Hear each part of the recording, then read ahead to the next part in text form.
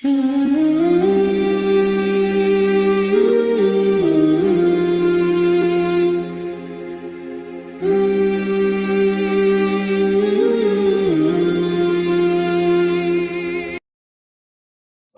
muslimat yang dimuliakan Allah Azza wa Jalla, apa sih istighfar itu? Kita sering mengucapkan kalimat astaghfirullahaladzim, astaghfirullahaladzim. Apa makna astaghfirullahaladzim itu? Karena orang yang paham maknanya dengan orang yang tidak paham maknanya itu beda rasanya. Ada orang yang terus mengucapkan astaghfirullahaladzim, astaghfirullahaladzim. Ketika ditanya maknanya, ia hanya sebatas meminta ampun kepada Allah Azza wa Jalla. Maka kita akan kupas makna daripada astaghfirullahaladzim ini apa, ataupun lafad-lafad istighfar ini. Ma'asyiral muslimat yang dimuliakan Allah Azza wa Jalla, istighfar atau mengucapkan kalimat astaghfirullah itu memiliki dua makna. Karena istighfar itu kan diambil dari kata-kata mighfar. Mighfar itu kalau dalam dunia peperangan, di zaman Nabi SAW biasanya orang yang berperang itu selain menggunakan pakaian baju besi, maka kepalanya akan ditutup dengan helm besi. Dalam bahasa Arab helm besi itu artinya al-mighfar. Untuk apa fungsinya? Fungsinya tentu untuk melindungi kepala kan gitu Bu, supaya kalau seandainya terkena senjata tidak langsung kena kepala, tapi kena penutup kepalanya dulu. Atau bahasa sekarang pakai helm lah. Artinya ketika istighfar itu diambil dari kata-kata al-mighfar, berarti di sini ada dua makna ketika kita mengucapkan astaghfirullahaladzim. Pertama, meminta kepada Allah Subhanahu wa taala agar aib-aib kita itu ditutup sehingga manusia tidak tahu dosa yang kita lakukan. Ini yang pertama. Jadi kalau ibu mengucapkan astaghfirullah, itu artinya ibu meminta kepada Allah Subhanahu wa taala agar Allah menutup aib-aib kita, menutup dosa-dosa kita. Cukuplah Allah dengan kita yang tahu. Manusia tidak perlu tahu. Karena kalau seandainya aib kita terbongkar di hadapan manusia, itu membahayakan sekali. Betapa banyak orang-orang yang dulunya dimuliakan, belakangan dihinakan setelah tahu aibnya. Betapa banyak orang-orang yang dulu dielu-elukan, dipuja dan dipuji manusia, tiba-tiba kemudian dicaci dan dimaki manusia karena ketahuan aibnya. Betapa banyak dulunya orang-orang yang dihormati, dimuliakan, akhirnya direndahkan. Kenapa? Karena dibuka aibnya. Maka orang yang dibuka aib itu menjadikan orang terhina, menjadikan orang rendah. Makanya kita meminta kepada Allah Subhanahu wa taala, karena dampak dibuka aib itu sangat-sangat merendahkan. Maka dengan memperbanyak astaghfirullahaladzim, artinya kita meminta kepada Allah agar Allah menutup aib-aib kita di hadapan manusia. Karena demi Allah Bu, saya, ibu atau siapapun, sampai hari ini masih dimuliakan orang, masih dipandang orang, terkadang masih dipuja-puja orang. Itu karena aib kita masih ditutup saja. Kalau seandainya aib kita dibuka dan dibongkar oleh Allah Subhanahu wa taala, boleh jadi tidak ada orang yang berkawan dengan kita, yang ada orang pula menghina-hina kita. Maka bersyukurlah kepada Allah Azza wa Jalla, aib kita masih ditutup. Lah supaya tetap dan terus ditutup, perbanyak istighfar, perbanyak istighfar. Makanya Imam Ahmad ibn Hanbal rahimahullahu taala, ketika dia belanja ke pasar, dia banyak membeli barang-barang. Datanglah murid-muridnya dari mana-mana, karena satu pasar itu murid dia semua. Akhirnya kemudian murid-murid Imam Ahmad ini meminta kepada sang imam untuk membawakan barang belanjaannya dan mengatakan, ya imam, sudahlah, kau pulang bawa badan saja, biar barang-barang ini kami yang bawa. Kata Imam Ahmad, tidak ada hak kalian membawa barang-barangku. Kata, kalian menghormatiku itu karena kalian tidak tahu aibku saja. Kata, kalau kalian tahu aibku, kata Imam Ahmad, saya yakin kalian tidak menghargai aku. Pasti kalian akan meletakkan tanah di atas kepalaku. Lihat bagaimana tawadhu'nya sang imam ahli sunnah wal jamaah, Al-Imam Ahmad ibn Hanbal rahimahullahu ta'ala. Kata beliau, kalau kalian tahu aibku, tentu kalian tidak akan menghargai aku. Artinya kita masih dimuliakan itu karena masih ditutup aibnya. Maka bersyukurlah kepada Allah Subhanahu wa ta'ala. Dahulu di zaman Bani Israel, di zaman Nabi Musa. Tapi riwayat ini riwayat Israiliyat, riwayat lemah, tapi kita ambil ibrahnya saja. Jadi di zaman Bani Israel, Nabi Musa alaihi salam satu hari terjadi pacaklik. tidak turun hujan sehingga kehausan. Akhirnya Nabi Musa alaihi salam membawa Bani Israel ke tanah lapang untuk melaksanakan istisqa, salat minta hujan. Lama Nabi Musa berdoa kepada Allah, langit pun tak kunjung-kunjung ada awan hitam. Makin cerah pula lah langit itu, tak ada tanda-tanda mau hujan. Sehingga Nabi Musa alaihi salam yang merupakan kalimur rahman, Nabi yang sering berdialog dengan Allah Azza wa Jalla, berusaha berdialog dengan Allah dan mengatakan, Ya Rabb, kenapa kami semua sudah meminta kepadamu hujan tapi kok tak kabul-kabulkan doa kami? Maka Allah Subhanahu wa taala mengatakan kepada Nabi Musa, Ya Musa, inna fikum rajulun asallaha arba'ina sanatan. Yang menghalangi aku tidak memberikan hujan kepada kalian itu karena di tengah-tengah kalian ada seorang laki-laki yang bermaksiat kepada Allah Subhanahu wa taala 40 tahun. Kalau engkau mau keluarkan laki-laki itu dari tanah lapang itu, maka aku akan turunkan hujan. Maka Musa mengatakan, siapa ya Rabb, siapa namanya, akan kupanggil. Tapi Allah Subhanahu wa taala salah satu sifat namanya apa? As-Sittir. Allah itu tidak mungkin membongkar aib hambanya. Dia Maha Penutup. Maka Allah mengatakan, ya Musa, tidak mungkinlah kusebutkan orang itu, cukuplah kau berteriak saja. Siapa di antara kalian yang bermaksiat 40 tahun keluar dari lapangan? Akhirnya kemudian Musa pun mulai mengatakan ucapan seperti itu. Man minkum rajulun asallaha arba'ina sanatan fakhruj.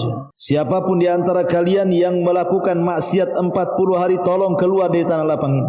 Semua manusia yang hadir di situ Bani Israel saling meliriklah satu dengan yang lainnya. Kira-kira siapa nih? Ya enggak ada yang mau ngaku lah di hadapan orang ramai kan itu.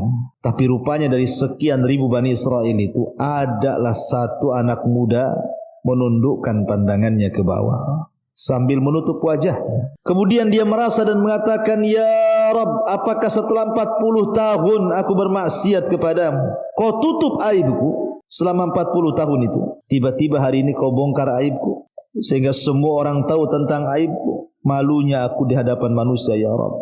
Inni tubtu ilaika, aku bertobat ya Rabb, selepas ini aku tidak mungkin lagi bermaksiat. Ketika laki-laki ini bertobat, tiba-tiba langit gelap, tiba-tiba kemudian hujan. Nabi Musa makin heran lah. Katanya kalau seandainya ingin dihujani, laki-laki itu harus keluar dari tanah lapang. Kok tidak ada yang keluar, tiba-tiba hujan pula. Maka Musa mengatakan, Ya Rabb, bukankah orang yang kau maksudkan itu belum keluar dari tanah lapang ini? Kenapa kau berikan hujan kepada kami? Maka Allah mengatakan, Ya Musa, orang itu sudah bertobat dan ku terima tobatnya. Artinya sudah tidak ada penghalang aku menghujani kalian. Maka Musa makin penasaran dan mengatakan, Ya Rabb, tunjukkan orang itu, siapa dia? Maka Allah mengatakan, Ya Musa, 40 tahun aku sembunyikan aib dia. Kalau aku beritahu namanya, berarti aku membongkar aibnya. Cukuplah kau tahu bahwa dia sudah bertobat kepada Allah Azza wa Jalla. Memang kisah ini kisah Israiliyat, dilemahkan para ulama, tapi ibrahnya lihat ya, bahwa Allah Subhanahu wa taala menutupi aib orang ini selama 40 tahun. Orang tidak tahu. Dan ini rahmat dari Allah, kasih sayang Allah kepada kita, menutup aib-aib kita. Karena tadi saya katakan dampaknya Bu, orang kalau sudah dibongkar aibnya, walaupun dia seorang ustaz, imam masjid, seorang kiai, tuan guru, syekh, kalau sudah terbongkar aibnya, jatuh di mata manusia. Allah bisa saja membongkar aib siapapun. Awalnya berpuluh-puluh tahun dihormati, dengan satu kali saja Allah membuka aibnya, langsung manusia menghina dia. Lah dengan memperbanyak istighfar itu, yang pertama maknanya artinya ketika kita katakan astaghfirullahaladzim itu, yang pertama maknanya kita sedang meminta kepada Allah agar Allah menutup aib kita di hadapan manusia. Ini yang pertama. Yang kedua, mana istighfar, ucapan astaghfirullahaladzim itu maknanya Bu, artinya kita meminta kepada Allah agar kelak pada hari kiamat, dosa-dosa yang kita lakukan di dunia itu tidak dibalas oleh Allah, alias diampuni. Jadi kita meminta kepada dengan kalimat astaghfirullahaladzim, seolah-olah dosa-dosa yang kita lakukan, karena manusia tidak mungkin lepas dari dosa Bu. Setiap hari kita melakukan dosa. Tapi dengan mengatakan astaghfirullahaladzim, maka kita meminta kepada Allah, walaupun kita banyak melakukan dosa di dunia, Ya Rabb, tolong jangan kau siksa kami dan ampunilah dosa-dosa kami. Makanya nanti pada hari kiamat ada seseorang yang didatangkan kepada Allah Subhanahu wa taala dan disuruh membawa catatan keburukannya. Kemudian oleh Allah Subhanahu wa taala disuruh baca pula tuh. Kemudian Allah Subhanahu wa taala bertanya kepada laki-laki ini, "Ata'rifu dzamba kadza?" Apakah engkau tahu dosamu? Iya ya Rabb. Bukankah kau sudah melakukan dosa ini dan itu? Maka dia mengatakan, iya wahai Rabb. Bukankah engkau sudah melakukan dosa ini dan itu? Maka dia mengatakan, iya wahai Rabb. Terus setiap ditanya dia mengaku. Setiap ditanya dia mengaku. Maka Allah Subhanahu wa taala mengatakan, al-an, sekarang wahai fulan, satartuka fid dunya wa ghafartu lakal yaum. Dulu di dunia kau banyak melakukan dosa, ku tutup aibmu. Sekarang ku ampuni dosa-dosamu. Itulah makna istighfar, Bu. Jadi kalau ibu mengatakan astaghfirullahaladzim, astaghfirullahaladzim, artinya kita minta dua perkara di situ. Satu, minta agar Allah menutup aib kita. Dua, minta kepada Allah agar kita diampuni dosanya dan setiap dosa yang kita lakukan di dunia tidak dibalas oleh Allah Azza wa Jalla. Itu makna istighfar. Nah, di sini pahamlah itu makna istighfar. Ya. Ma'asyiral muslimat yang dimuliakan Allah Subhanahu wa taala. Istighfar ini banyak keutamaannya. Banyak keutamaan dan kemuliaan. Makanya kenapa di beberapa tempat kita disuruh untuk mengucapkan istighfar. Seperti umpamanya contoh saja ketika seseorang hendak tidur, maka kita disuruh membaca astaghfirullah alladzi la ilaha illa huwal hayyul qayyum wa atubu ilaihi. Ataupun ketika kita sedang istisqa, meminta hujan, maka kita pun diperintahkan atau dianjurkan memperbanyak istighfar astaghfirullah alladzi la ilaha illahu al hayyul qayyum wa atubu ilaihi. Ataupun ketika ibu keluar dari kamar mandi, entah ibu habis berak, habis kencing atau apa, pokoknya masuk ke kamar mandi lah, maka keluar kita diperintahkan apa, Bu? Ghufranaka. Ghufranak itu artinya meminta ampun kepada Allah Azza wa Jalla. Istighfar juga. Kemudian juga apabila selesai dari wudu ataupun ibu selesai bermajlis, maka kita disunahkan untuk membaca apa? Subhanakallahumma wa bihamdika asyhadu an la ilaha illa anta astaghfiruka wa atubu ilaik. Suruh istighfar. Ataupun selepas solat 5 waktu, Bu. Yang sudah saya jelaskan ibu, kalau habis solat 5 waktu, solat wajib, pertama kali setelah salam dibaca apa? Astaghfirullahaladzim, astaghfirullahaladzim, astaghfirullahaladzim 3 kali. Ataupun ketika ibu masuk ke masjid, maka juga dianjurkan Rabbighfirli dzunubi waftahli abwaba rahmati. Ataupun ketika ibu melihat ada orang yang meninggal, maka kata Nabi SAW, istaghfiru li akhikum, beristighfarlah untuk saudara kalian. Ataupun ketika menjawab orang yang bersin, yarhamukallah wa yaghfirullahu lana wa lakum. Ataupun istighfar juga dibaca ketika di waktu sepertiga malam akhir, ketika Allah Subhanahu wa taala berfirman kepada hamba-hambanya, man yastaghfiruni fa'aghfirullah, siapapun yang meminta ampun kepadaku, ku ampuni. Maka kita dianjurkan memperbanyak istighfar di sepertiga malam akhir. Dan banyak lagi tempat-tempat yang diperintahkan kita untuk mengucapkan istighfar. Kenapa demikian luar biasanya sampai dianjurkan di beberapa tempat untuk memperbanyak istighfar itu? Karena faedah istighfar itu banyak. Pertama, al-qurbu minallah. Orang yang banyak beristighfar itu biasanya lebih dekat dengan Allah Azza wa Jalla. Karena setiap seorang muslim itu disibukkan dengan zikir kepada Allah, dengan lafaz-lafaz astaghfirullah, astaghfirullah itu. Berarti hamba ini memang dekat sekali dengan Allah Azza wa Jalla. Kemudian yang kedua, sababun fi tafrijil qurab. Sebab di mana kesulitan-kesulitan kita itu akan mudah diuraikan. bisa menghilangkan sesaknya dada, bisa menghilangkan gundah gulana, bisa menghilangkan kesetresan hidupnya. Orang yang banyak istighfar itu, Bu, tenang hidupnya. Asal ibu yakin, betul-betul yakin. Jangan asal bicara saja, asal terlontar, tapi dihayati makna istighfar tadi. Makanya dahulu di zaman tabi'in, ada orang-orang datang kepada Hasan Al-Basri rahimahullahu ta'ala, kemudian mengadukan soal kesulitan hidup mereka. Yang satu mengatakan, ya Imam, aku sudah lama nikah loh, kok tak kunjung-kunjung pula dikasih momongan. Yang satunya mengatakan, ya Imam, sawah kami sudah retak-retak, tak kunjung pula datang hujan. Yang satu mengatakan, ya Imam, aku sudah berusaha bekerja ke sana kemari, tapi tak kunjung pula diberikan kekayaan. Maka Imam Hasan Al-Basri hanya memberikan jawaban dengan satu jawaban untuk 3 soalan. Apa kata Imam Hasan Al-Basri? Istaghfiru rabbakum. Perbanyak istighfar kalian kepada Rabb kalian. Jadi orang-orang mengatakan, ya Imam, yang satu pengen punya momongan, kenapa disuruh banyak istighfar? Yang satu pengen hujan, kenapa disuruh banyak istighfar?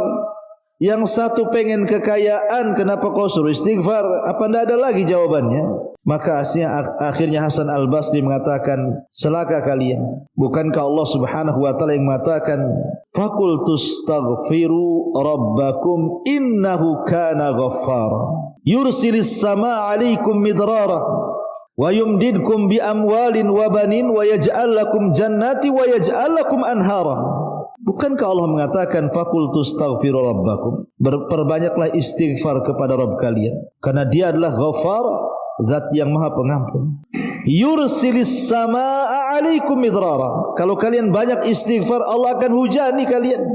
Artinya dengan banyak istighfar itu penyebab turun hujan. Yursilis samaa 'alaikum midrara wa yumdidkum bi amwalin.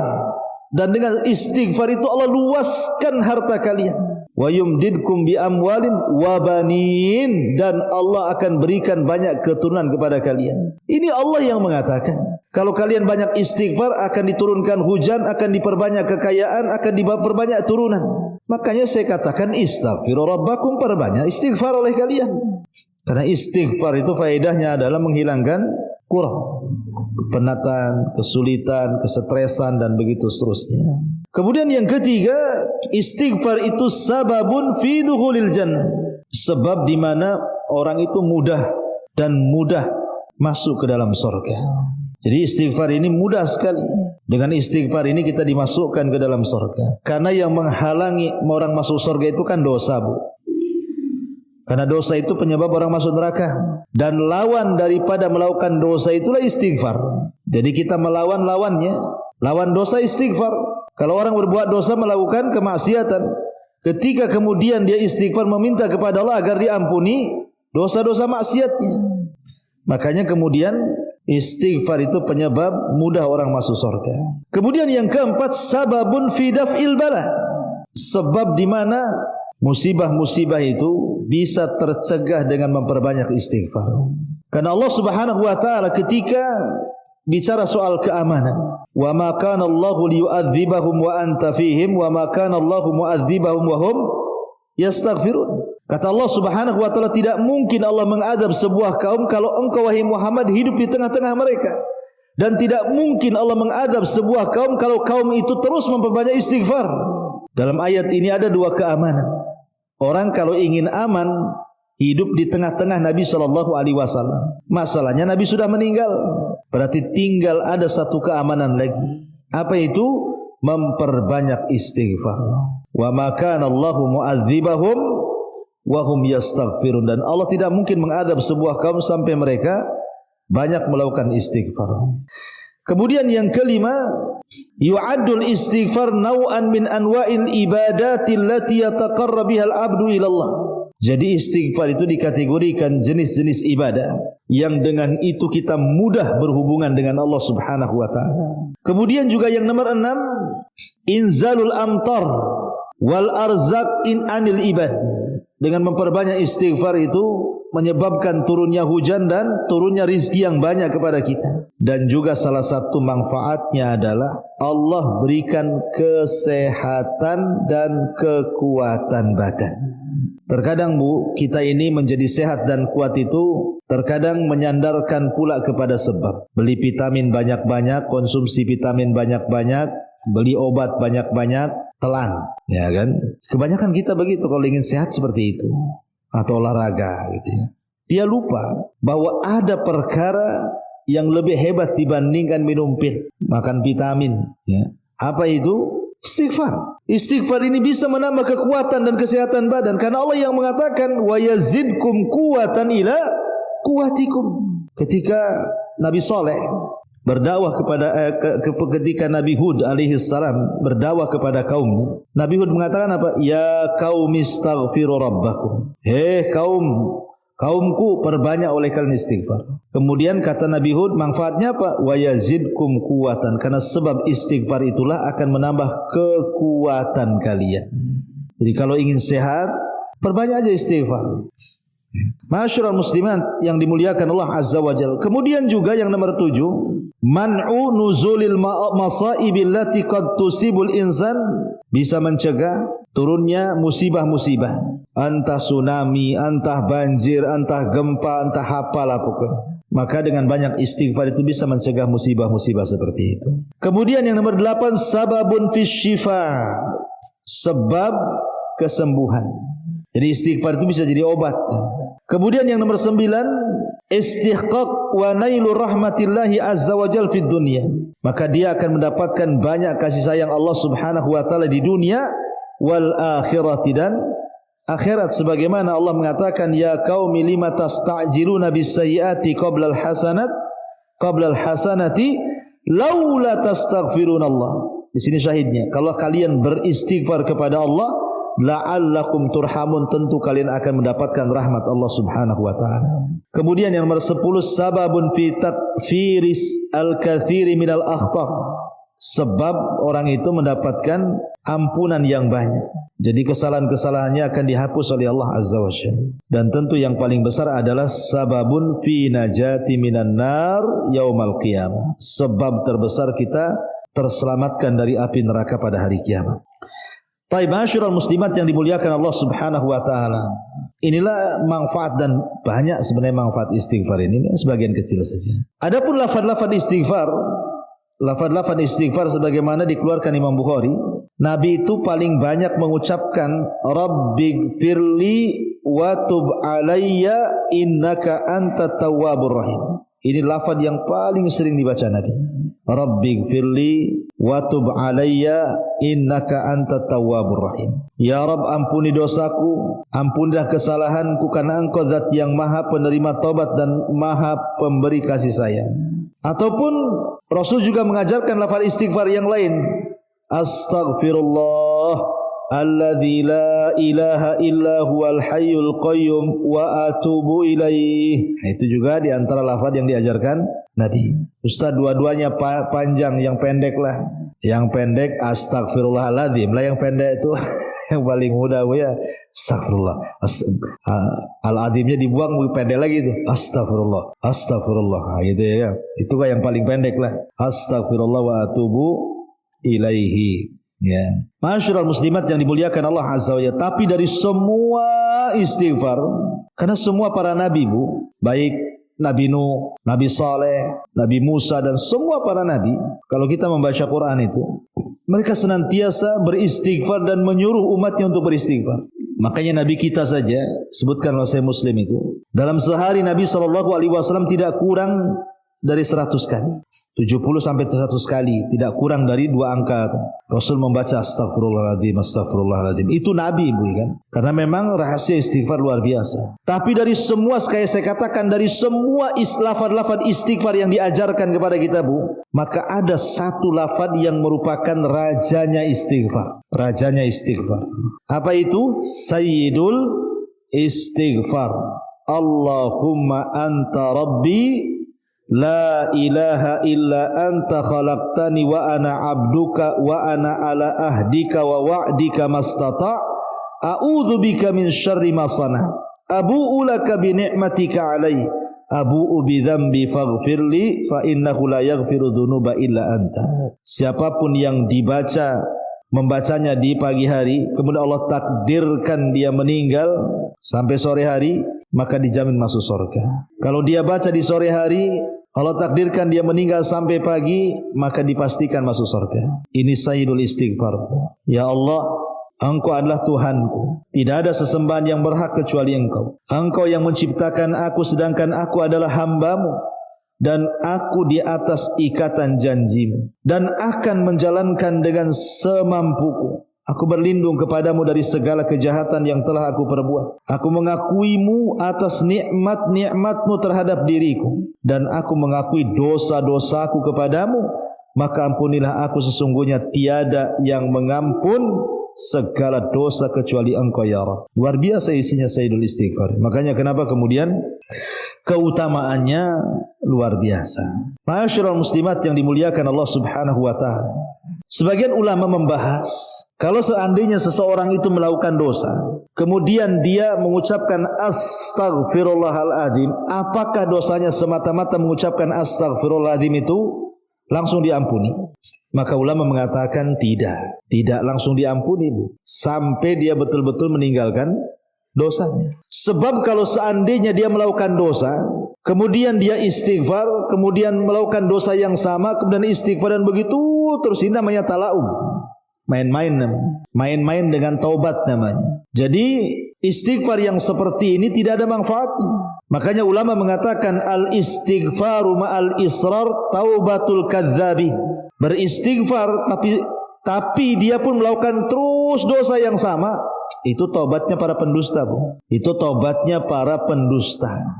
Makanya sebagian para ulama seperti yang dikatakan oleh Al-Hafidh Ibnu Hajar rahimahullahu taala, beliau mengatakan ketika Allah Subhanahu wa taala mengatakan walam yusirru ala ma fa'alu, ay isyaratun ila anna min syarti qabulil istighfari an yaqla al mustaghfir anidz dzambi wa illa fal istighfaru bil lisani ma'at talabbusi bidzambi kattalaubi. Kata Al-Hafidh Ibnu Hajar rahimahullahu taala, walam yusirru ala ma fa'alu, ketika Allah mengatakan dan mereka tidak terus-terusan melakukan dosa, kata Al-Hafidh Ibnu Hajar, di sini ada isyarat bahwa diterimanya istighfar seseorang itu ketika selesai melakukan dosa kemudian dia istighfar adalah harus melepaskan dosa-dosanya, berhenti dari dosa. Kalau tidak, percuma saja. Ibu sambil gibah, astagfirullah, gibah terus. Jadi lisan ibu astagfirullah tapi diselingi dengan gibah, Bu. Oh ya tahu nggak si anu, astagfirullahaladzim. Iya tahu. Kenapa itu? Astagfirullahaladzim. Tapi terus diselang-seling, Bu, gibah istighfar, gibah istighfar. Ibu lagi ngapain, Bu? Nyelang-nyeling istighfar dengan gibah tuh. Itu namanya talaub, main-main. Ya. Jadi kalau istighfar itu artinya berhenti dari dosa, ya sudah berhenti. Kalau nanti suatu hari kemudian terjerumus karena nafsu kita, istighfar lagi. Ya. Umpamanya ada seseorang pegang botol minum khamar itu, bukan? Satu teguk astagfirullahaladzim, neguk lagi astagfirullah. Ngapain itu kok orang neguk khamar kok diselingi dengan istighfar pula. Jadi istighfar seperti ini namanya taubatul kadzdzabin, namanya taubatnya para pendusta, atau disebut talaub, kata Al-Hafidh Ibnu Hajar. Jadi istighfar saja tidak cukup, maksudnya ucapan astagfirullah saja tidak cukup menghapuskan dosa-dosa orang yang melakukan dosa sampai betul-betul dia taubatan nasuha. Karena istighfar itu kan iklan saja, memberitahu bahwa saya akan bertobat. Kalau betul-betul bertobat itulah disebut taubatan nasuha. Menjauh dari dosa, berazam tidak melakukannya, menyesal dan begitu seterusnya dari syarat-syarat tobat itu kan, Bu, ya. Tetapi secara zatnya istighfar itu manfaat, Bu. Karena kan istighfar tidak mesti ibu melakukan dosa kan. Istighfar kan bisa dijadikan zikir. Bisa dijadikan zikir ketika ibu banyak ada masalah, astagfirullah, astagfirullah, astagfirullah. Enggak ada masalah pun astagfirullah, astagfirullah. Bisa jadi zikir. Dan itu manfaatnya besar. Salah satunya apa? Dari segi makna istighfar saja kita sudah bisa rasakan manfaatnya. Pertama, aib kita ditutup. Yang kedua, dosa-dosa kita tidak akan diazab. Luar biasa dari segi maknanya saja istighfar itu. Wallahu a'lam. Ini di antara jalan menuju surga adalah kasratu al istighfar, memperbanyak istighfar. Baik, sampai di sini.